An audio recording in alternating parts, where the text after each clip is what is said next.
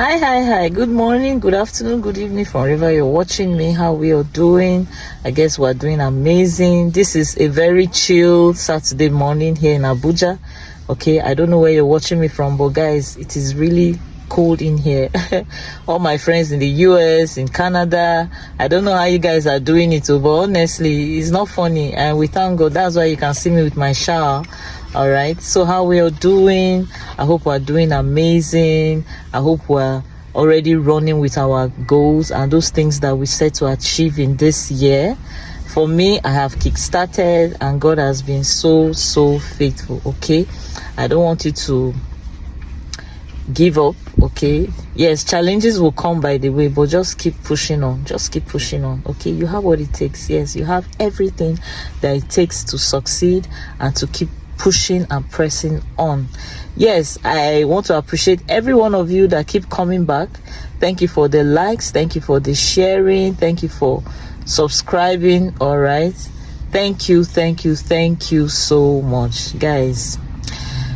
There is this thing that, okay, I did a video I think last week or so, though I posted it on my TikTok.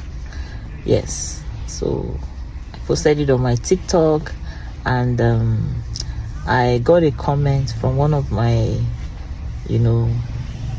should I say TikTokers, and I talked about toxic marriage versus abusive marriage. Okay, I was trying to give us the difference between the two so that we don't mix any of them up. Most times there's a tendency to say, I'm in a toxic marriage, and then you run out. Or you say, this man is always throwing his things here. He's always, we talk and he will still do it. It's not every little thing that you run away from the marriage, okay? So I decided to say, okay, let me do a video that will differentiate between toxic marriage and abusive marriage. And one of the highlights was that in both of them, okay, there is communication. The honest truth is there is communication. So like I did mention that in a toxic marriage, the problem is usually in just issues that concerns the spouses. Like, you're very organized, I am not organized. You spend too much, I don't spend too much. I want to budget, I want to, I'm this kind of very detailed person, and the other person might just be the spontaneous type of a person. Okay, so we are having two scenarios here. But then, because they want the marriage to work, most times they will come together, rub minds, sit down, have a round table discussion. I can criticize you, okay, logically, and we will get it not in a bad way. Like, we will all understand that yes, you have my best interest at heart, and I take it that way, that oh yes, I know that he has my best interest, she has my best interest, and that's where it ends, and then we try to work it out. Okay, but in a toxic relationship, it's not like that. Like, we have our differences, that's aside, but then there are issues where I have problems with, and I'm trying to share with you, like, oh, I don't like it when you treat me this way, I don't like it when you do this, you do that, and the next thing is you lash out at me. You begin to feel like I'm criticizing you, I'm blaming you, and you don't see it in a constructive way. You see it as, I am criticizing you, I am dishonoring you, I am not submissive enough, I am, just think about anything negative. Okay, so it's more about one person trying to control the relationship, basically. If not, if I tell you that this thing you did, I think the logical thing to do is to say, oh, I'm sorry, I didn't know. But you see, in an abusive relationship, the abuser will still blame you for whatever it is, which is not supposed to. So that is not supposed to be so. That means that abuser holds or is controlling the relationship to everybody's detriment, and most times they are actually the cause of the death of the marriage. So when I hear people say things like, if you leave your marriage, your children will grow up in a broken home. The home was already broken. Like, you're just trying to even salvage it. Nothing was there. So that thing of the children should not grow up in a broken home is broken, because people are hurting, people are sad, people are dying, People are frustrated. The children are seeing all that. The children no longer feel love, okay? They no longer feel that sense of protection, security, affection. What you're doing is that you're pushing them further away. And when the opportunity presents itself to be on their own, they will do same, because that's all they've seen all their lives. So most times I always advise that if you cannot, salvage the situation, and because two people are not ready to work together, if only one person is trying, the marriage cannot work. It's not a prophecy. It's just what it is. If all the time is always on me trying to work this thing out, I'm always the one trying to, be the good one. I'm the one that is trying to calm situations down, and all you do all the time is blame me, and then I begin to walk on eggshell just so that peace will reign, yet the peace is not reigning. My people, at the end of the day, what's going to happen to the person that is trying not to create a problem or is trying to shy away from problem is that the person becomes a shadow of the person's self. The person begins to second guess themselves. The person begins to blame themselves. So already the marriage is broken. So please, let's stop shaming people who are going through abusive relationships, thinking it's something that can be handled. Oh, just stay for the sake of the children. These children, they did not bargain for this. These children, they did not. Already the children are broken. That's one thing we should understand, okay? Children that come from toxic relationships or marriages are already broken down. And most times, for you to avert the situation from reoccurring is to get out. To get out. That is the only solution.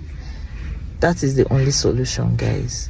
So I was talking about communication, okay? So this my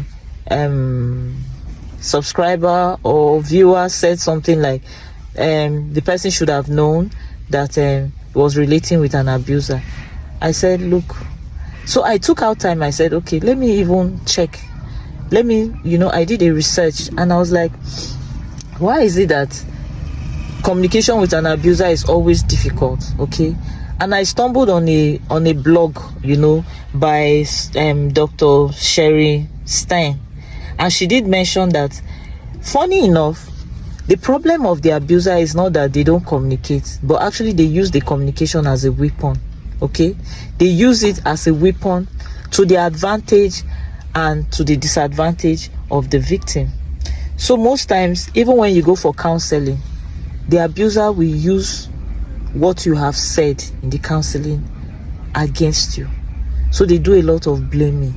They do a lot of stoning or stonewalling. Like, you ask them some questions to elicit more information from them, and they lock up. They are not willing to speak, okay?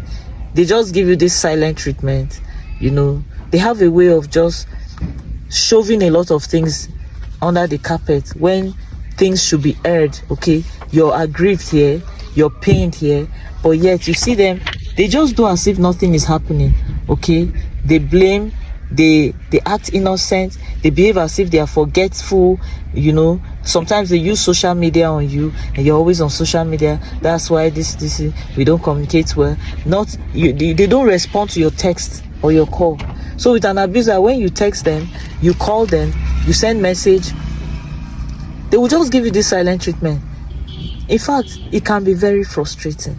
So my sister that asked me that question, honestly, or my brother, I don't know who you are, because there was no face to the profile picture now. The honest truth is, communication is not a problem to the abuser. What most times they do is that they use that communication against you. So there are some things you open up and sincerely from the depth of your heart, you share it with an abuser, they use it against you. Oh, is it not because your father is this, your mother is this, your brother is this, I did this, you did that? But you told them. So if you didn't tell them, well, they wouldn't have known. So most times they use what you say is like a weapon against you.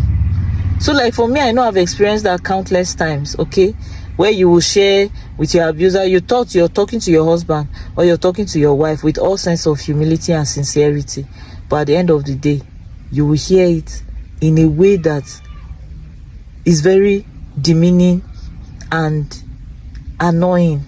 Okay, they put it back to you, and you begin to ask yourself, but was that how I meant it? Or is that how I'm expecting it back? Okay, so I remember, I will just give this example. I remember one time I was telling, my ex then that, this work that I'm going to, and I understand why when you're working, how did I put it? I said, I now understand what it means to make money when you're working. Okay, and that was it. I think there was a communication, there was how we communicated and all. And the next thing, on one of those occasions, where we had, of course, there's always that circle of honeymoon phase. Everything seems to be going on fine. Then suddenly there's this tension building phase. Then before you know it, there's a lash out, there's abuse, there's hitting, there's blaming, there's fighting, there's shouting, and all of that. That was when he now popped it out to me that he cannot give me money because after all I said that it's not easy. Me too, I know how it is. I am working. If I have, I should use my own. And when it got back to me, I was like, but I didn't say it in that sense. So these are some of the things. So most times, communicating with an abuser, you have to even be careful. You have to choose your words wisely.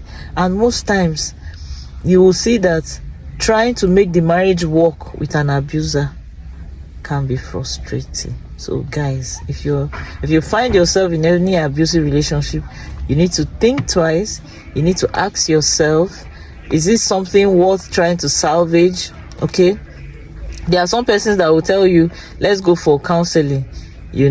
Somebody asked me a question that these abusive people, do they have like levels? And I'm like, yes, there are levels. There are some that are verbally abusive, they are not physical. Okay, there are some that are physical, they are verbal, they are everything. So for me, and from my experience with other women, I believe that those ones that are not really physical are the ones that may likely change if they are being counseled properly, they go for therapy, and they are willing for a change. But you see these ones that are physical, it takes the grace of God. Honestly, it takes the grace of God, because it's like their minds and everything is so engrossed with trying to get back. So I will not advise that you stay, because anything can happen. They can kill you, and nobody will know. All right. Yes, guys. So please, if you enjoyed this video, you like it, share, comment, and subscribe. I love you. Have an amazing day, and we'll see you in my next video. Okay. Thank you so much. God bless you. Bye.